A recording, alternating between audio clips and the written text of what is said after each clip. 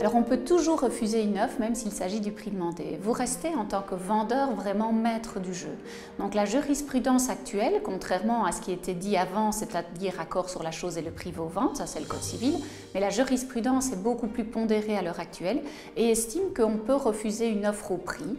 Vous avez aussi le choix, par exemple, si vous avez plusieurs amateurs au prix, de choisir celui que vous préférez, même si ce n'est pas le premier qui est visité, même si ce n'est pas le premier qui a fait offre. Maintenant, j'aimerais quand même attirer l'attention de tout le monde pour dire que si vous travaillez avec un professionnel de l'immobilier, un agent immobilier, et que lui a obtenu une offre au prix sans condition de crédit, les honoraires de ce dernier seront dus, même si vous avez le choix de décider de ne pas vendre.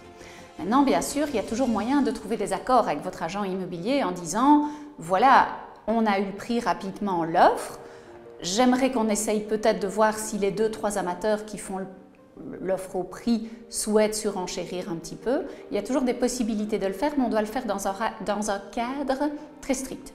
C'est-à-dire qu'il ne faut pas tomber dans ce qu'on appelle la vente publique, qui est un monopole du notariat.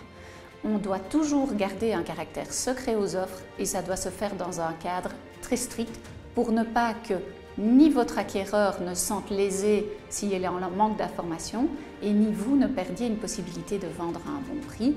Maintenant, de manière générale, le bien au bon prix attire des offres dans les 3 premières semaines de sa mise en vente et ça, c'est des statistiques qui peuvent le prouver. Quand on est dans un bien de type classique et qu'on n'a pas d'offre dans le premier mois de la mise en vente, c'est qu'on n'est peut-être pas dans la bonne tranche de prix.